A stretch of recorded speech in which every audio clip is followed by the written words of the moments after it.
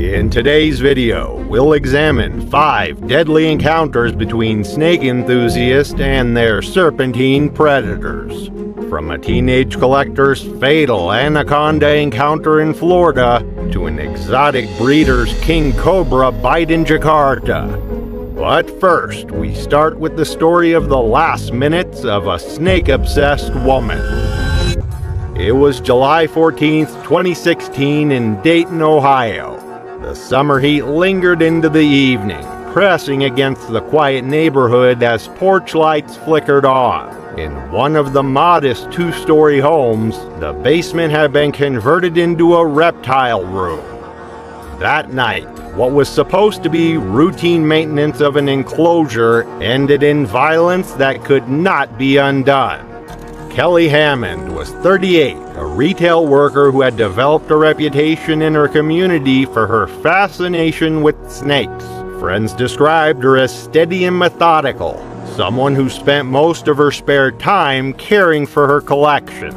Over the years, she had accumulated more than a dozen pythons, Burmese and reticulated among them. It wasn't a casual hobby.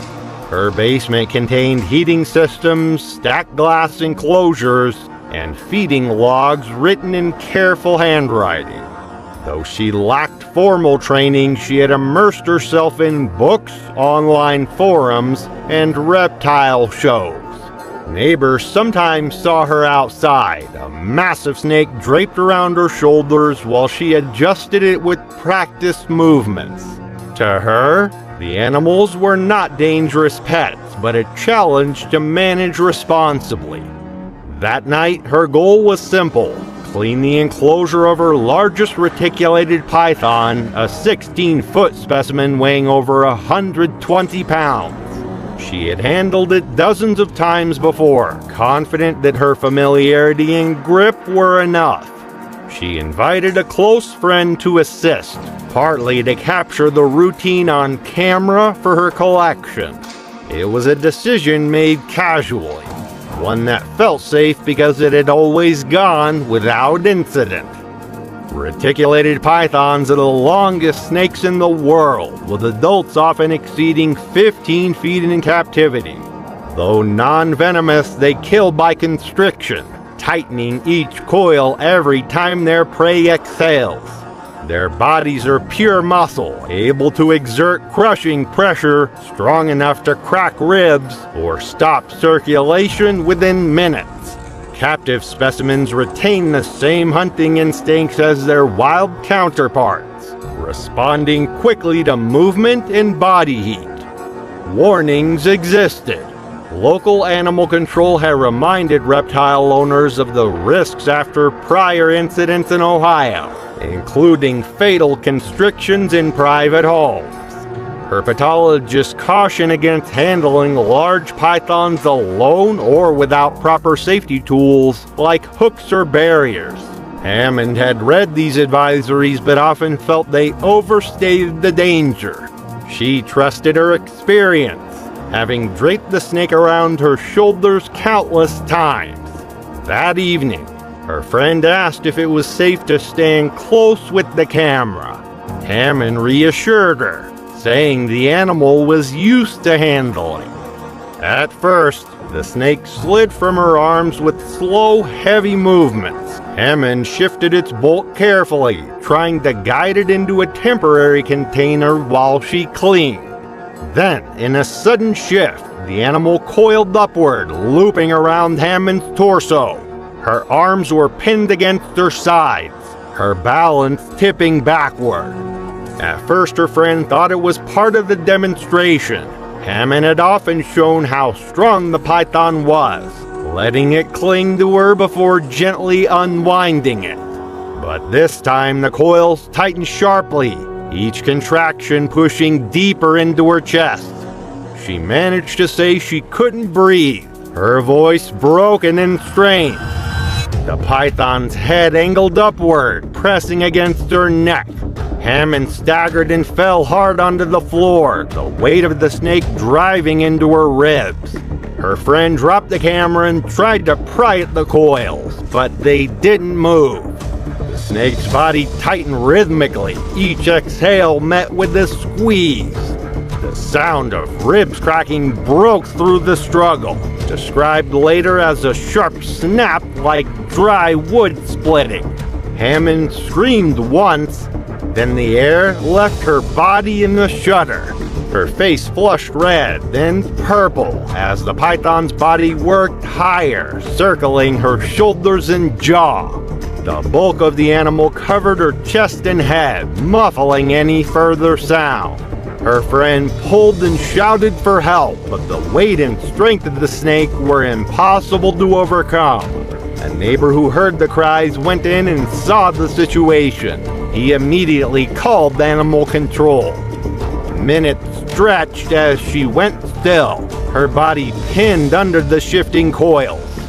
By the time animal control arrived, Hammond was unresponsive. The python had loosened slightly, its body resting heavy across her torso. Removing it required multiple officers, each pulling to unwind the coils one by one. And by the time she was free, she was pronounced dead at the scene.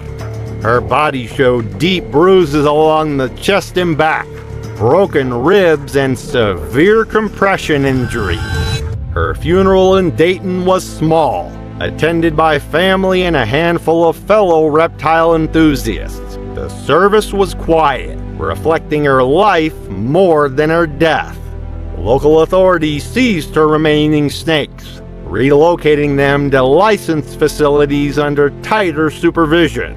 Ohio's Department of Agriculture reviewed private ownership laws for large constrictors, citing the case as evidence that stricter enforcement was necessary. Yet, even as Kelly Hammond's ribs cracked audibly under the crushing coils, just a year earlier in Florida, a teenager would wrap a massive anaconda around his shoulders to impress his classmates, never realizing that it was his final pose. It was March 19, 2015 in Tampa, Florida. The air was heavy with humidity, the kind that clung to garages and dim backyards as dusk set in. Inside one suburban home, the sounds of teenagers talking and laughing filled the cluttered space. A reptile cage dominated one corner, and what began as a show of confidence would end in silence that no one present could forget. Marcus Rivera was 17, a high school junior with a restless energy and a fascination with reptiles. Known among friends for showing off unusual pets, he had gradually collected lizards, pythons, and finally a green anaconda he had purchased from a private breeder despite local restrictions. He nurtured a reputation as the one willing to handle what others would not, priding himself on strength and control. His parents had warned him repeatedly, but he brushed it off, convinced he had the knowledge to manage the animals. For Marcus, the anaconda was not just a pet, but proof of his daring.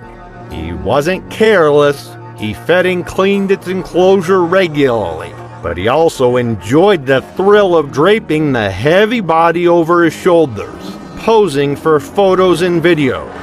That evening, he invited 3 classmates over, promising to show them how he could handle the 12-foot snake. They came expecting a spectacle. His decision to stage the display in the garage, away from parental oversight, was typical of the way he balanced discipline with recklessness. The garage was dim, a single overhead bulb casting shadows across boxes and tools. A faint, musky odor came from the enclosure where the snake shifted restlessly. The humid Florida air pressed into the closed space, making every movement feel heavier. The teenagers gathered close, their attention fixed on Marcus as he prepared.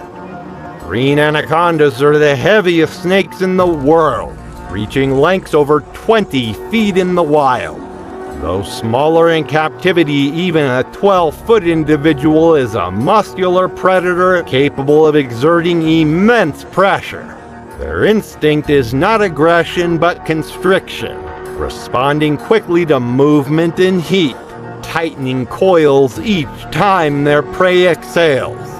Unlike pythons, anacondas rely on sheer mass, wrapping and holding until circulation and breathing cease.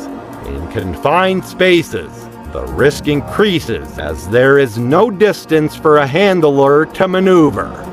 Previously, Marcus's parents had told him repeatedly to leave the snake in its enclosure when friends visited. Even online forums he frequented were filled with cautionary stories of constrictors turning deadly. Even his classmates hesitated, one asking quietly if it was safe. Marcus dismissed the concerns, pointing out that he had handled the snake many times before. For him, the demonstration was routine, another opportunity to show his control. He opened the enclosure and drew the snake out slowly, its patterned body sliding across the floor with a weight that took effort to manage. At first, the movement was playful. Marcus smiled as he hefted the bulk over his shoulders, the snake draping around his neck and chest. The others filmed from close range, capturing his steady stance and the snake's slow, deliberate movements. Then the animal shifted, coiling tighter across his torso. At first he laughed, adjusting his grip as though it were part of the show. But the coils kept sliding upward, circling his chest and throat. His expression changed, laughter giving way to a sharp intake of breath. His arms couldn't find leverage. He staggered backward, knees buckling under the weight. The muffled thud of his fall against the garage floor echoed as his friends shouted in confusion. He gasped, clawing at the muscular body pressed against his throat. Each exhale was met with another tightening. His face turned red, then darkened as the pressure built. The others tried to intervene, pulling at the coils, but the snake's body was immovable, its strength far beyond theirs. The sounds in the garage became a mix of his choking gasps and their frantic yelling. One friend pulled the pocket knife from his jeans and began jabbing at the snake's thick body, leaving only shadow cuts that oozed but did not deter it. Instead of loosening, the snake shifted again, circling tighter, driving its bulk across Marcus's ribs. One of his friends dialed 911. A loud crack rang out, the sound of bone giving way under pressure. His body convulsed briefly, heels scraping against the concrete before the motion slowed. The friends screamed his name, pulling, cutting, and shouting, but the snake did not release. By the time paramedics arrived, Marcus was motionless, his skin marked with deep bruises and abrasions where scales had torn into flesh. It took multiple responders to force the coils apart, prying and unwinding inch by inch until his body was free. The snake lay subdued, and Marcus showed no pulse. Florida authorities seized the anaconda and emphasized the ongoing difficulties in enforcing exotic pet regulations. Local media reported briefly, focusing on the dangers of large constrictors in private homes, but coverage faded quickly. The funeral took place within the week, drawing classmates, teachers, and extended family. School counselors offered sessions for those who had witnessed the event, recognizing the trauma it left behind. While Marcus Rivera's body convulsed under the anaconda's crushing embrace, just 2 years later in Yorkshire, an experienced snakekeeper would lift his protective visor to wipe away sweat, giving a lightning-fast cobra the split second it needed to deliver its lethal bite. It was October 6, 2017 in rural Yorkshire, England.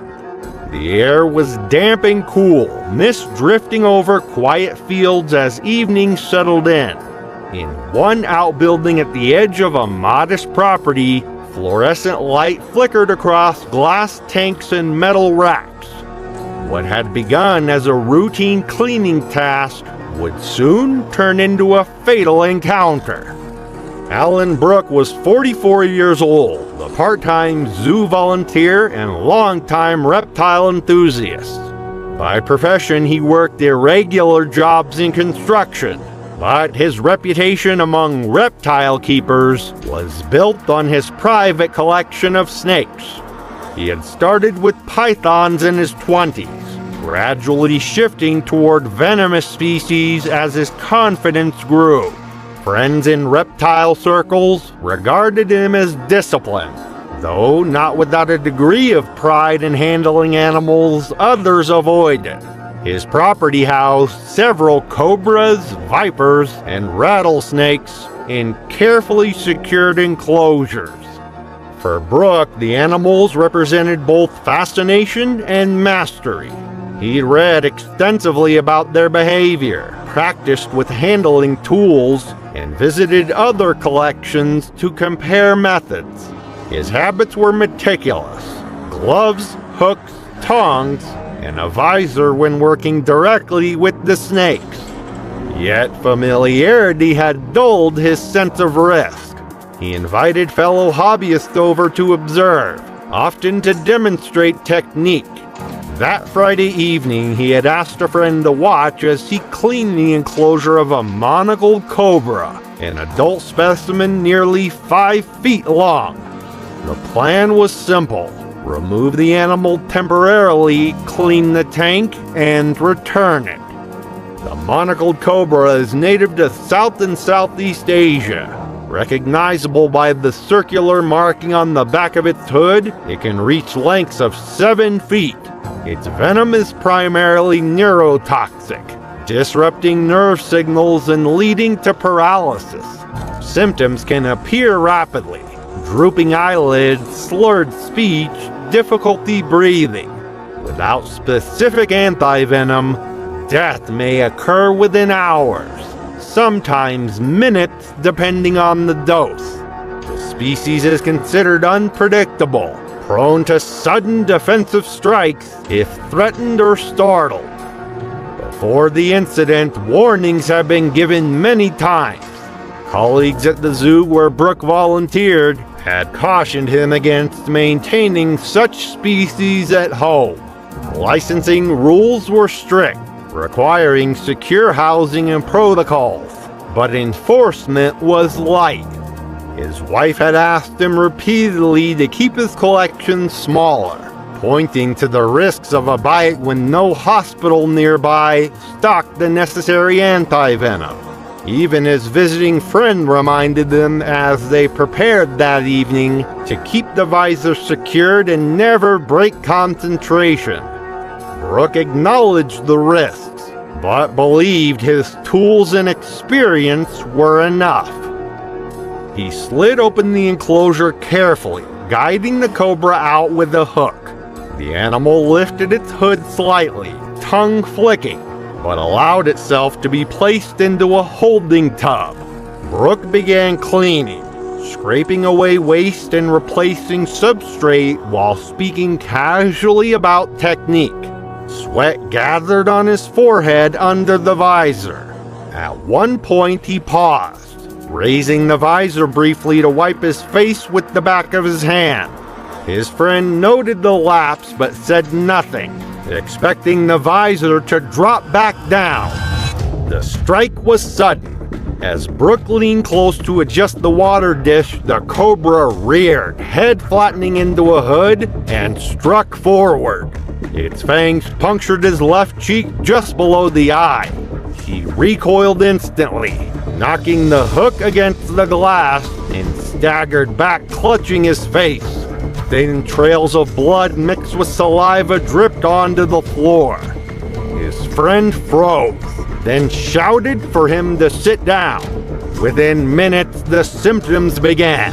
Brooks' eyelids drooped, and his speech slurred as he tried to reassure himself aloud. His breathing grew shallow, each attempt more labored than the last. He dropped the visor and gloves, collapsing onto a chair as his muscles weakened. His friend dialed emergency services, his voice panicked, reporting the bite and naming the species. Operators instructed him to keep Brooks still and apply pressure immobilization, but there was little he could do. Brooks' hands trembled violently before his muscles began twitching, stiffening in uneven spasms as paralysis spread. By the time paramedics arrived, his skin was pale and clammy, his eyes unfocused. They began CPR after he lost consciousness, but no facility nearby carried the precise antivenom required for monical cobra envenomation. He was rushed toward the nearest hospital, an oxygen mask pressed over his face, but the paralysis spread, shutting down his ability to breathe independently.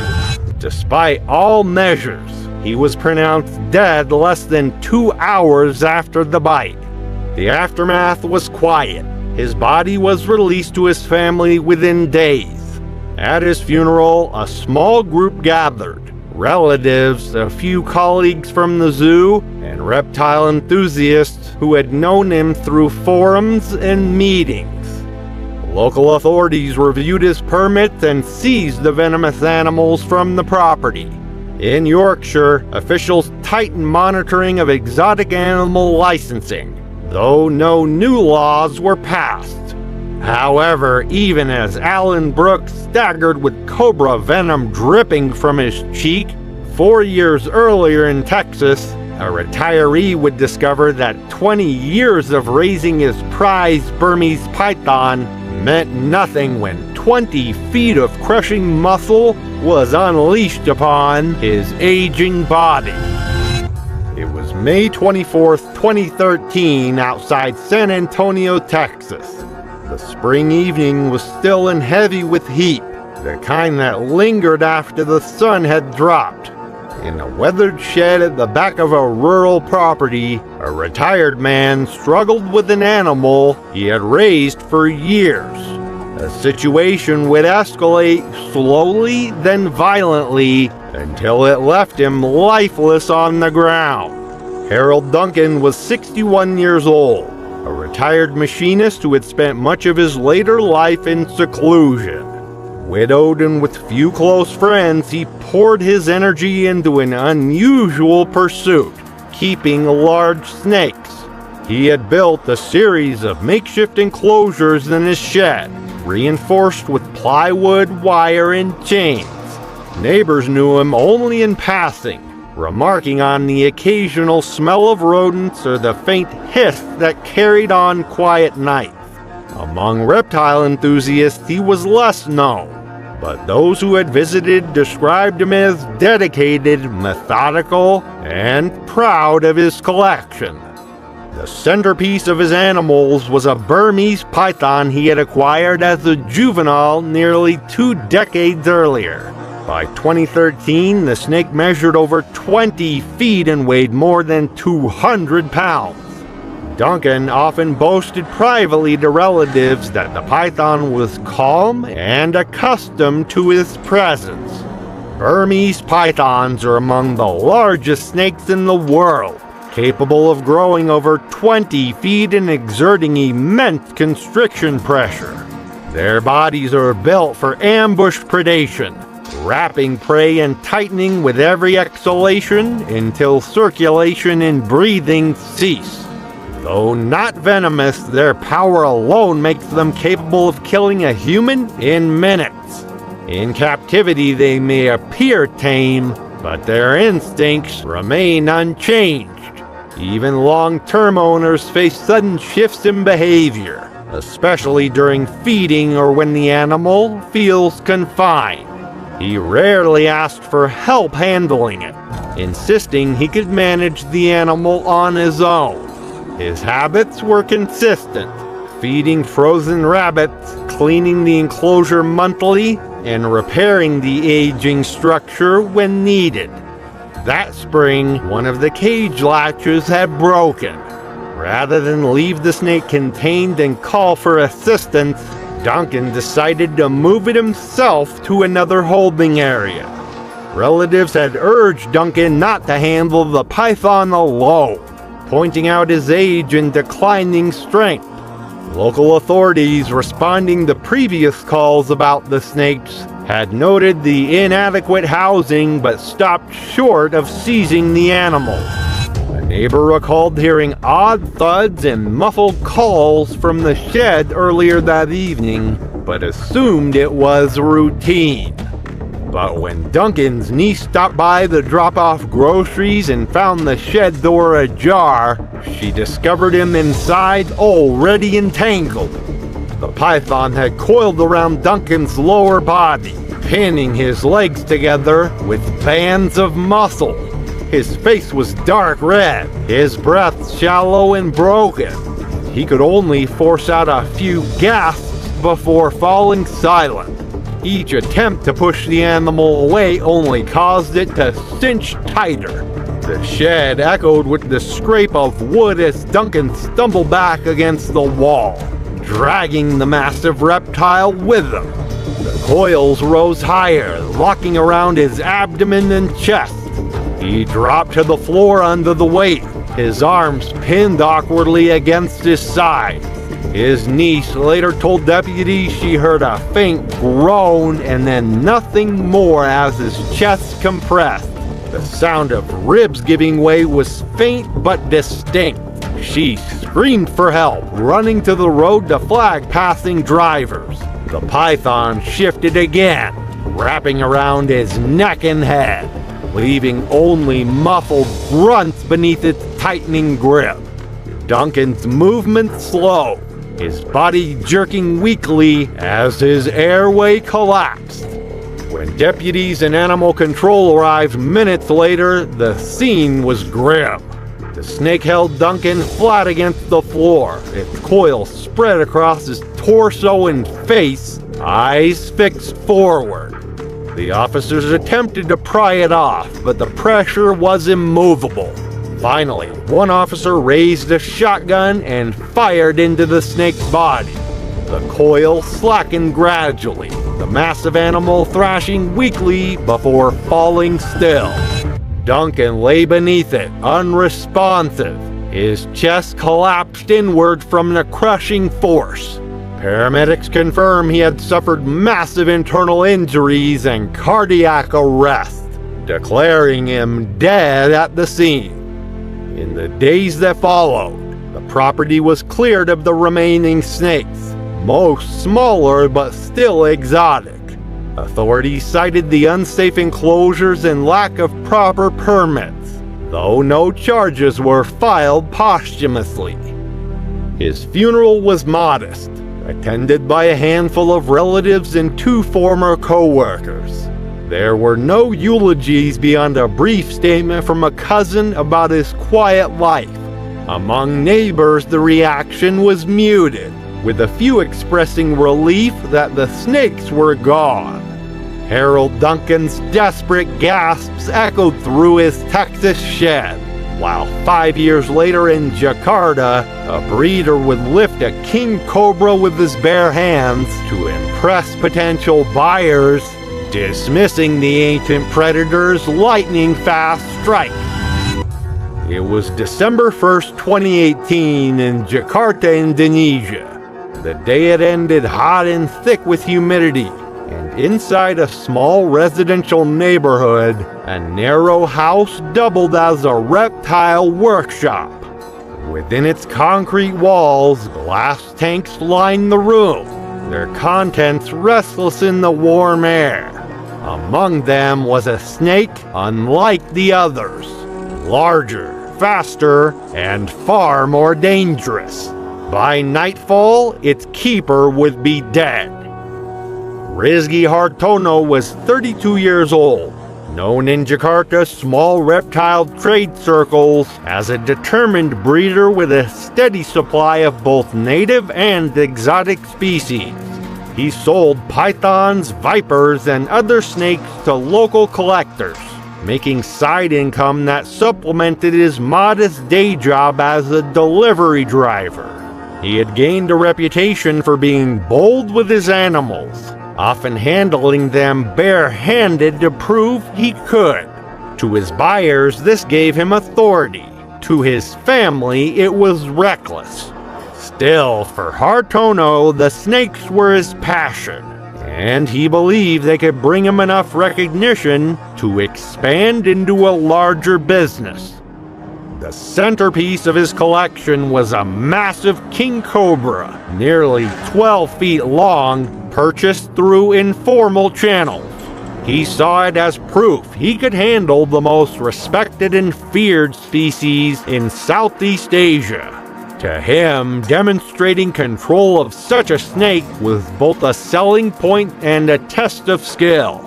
The cobra lived in a reinforced glass enclosure in the corner of his breeding room.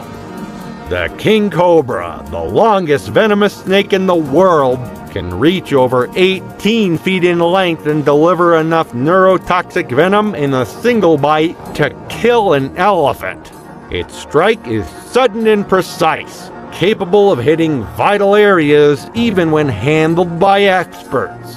Unlike many snakes, cobras can deliver multiple strikes in rapid succession, and their venom attacks the nervous system, causing paralysis and respiratory failure.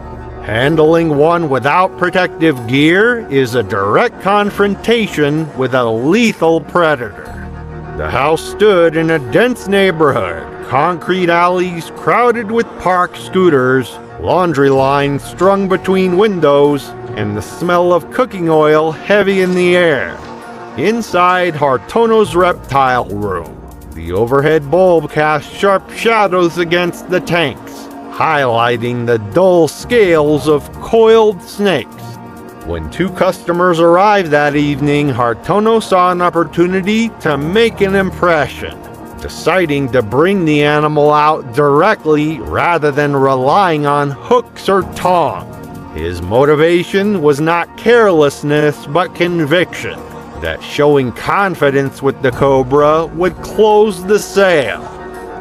However, warnings had surrounded Hartono for years. Other breeders had told him not to free-handle venomous snakes. His own uncle had cautioned him that anti-venom was not always available in local clinics. That evening, one of the customers hesitated as Hartono unlatched the cobra's tank, suggesting they observe from behind the glass. Hartono brushed it off, insisting he had experience. His choice was less about arrogance than about trust in a routine that had not yet failed him. He slid open the glass and reached inside, gripping the thick body just behind the head. At first, the cobra stiffened, its hood flaring, tongue flicking rapidly as it read the air. Hartono raised it chest high, turning toward the two men to demonstrate the size and control. For a moment, it appeared manageable. Then, the cobra coiled abruptly in his hands, twisting with startling speed. Before Hartono could adjust, it struck his forearm, once, then again, sinking its fangs deep. Witnesses later described him freezing, his eyes wide as if trying to process the suddenness of the bite. His grip slackened, and he set the snake back into its enclosure, locking it with trembling fingers. He tried to dismiss the incident, insisting it wasn't serious. But within 10 minutes, his condition began to change. First dizziness and nausea, then vomiting into a bucket by the wall. His skin grew pale as he staggered, clutching the bitten arm. As the next 20 minutes passed, neurotoxic symptoms advanced. His speech slurred, his eyelids drooped, and his jaw muscles weakened. He dropped heavily to the floor. The customers, panicked, tried to support him, one rushing outside to hail a motorcycle taxi. They carried him into the street, his legs dragging, his eyes half-lidded as his breath turned shallow and irregular. By the time they reached a nearby clinic, his pulse was erratic, his body seizing as the neurotoxin advanced. The staff could do little. They had no Cobra anti-venom in stock. An ambulance was called to transfer him to a larger hospital across the city. During the ride, his breathing ceased, his chest heaving once before going still. Paramedics performed compressions, but by the time they arrived at the hospital, his heart had already stopped. Efforts to restart it failed. Back at the house, police sealed off the reptile room, photographing the enclosure and securing the live cobra for transfer to a government facility. The customers provided statements, explaining how quickly the strike had unfolded.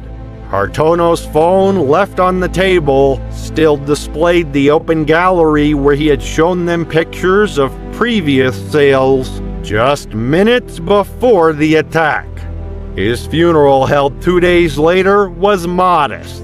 Family members, shaken but subdued, stood alongside a handful of reptile enthusiasts who had known him casually.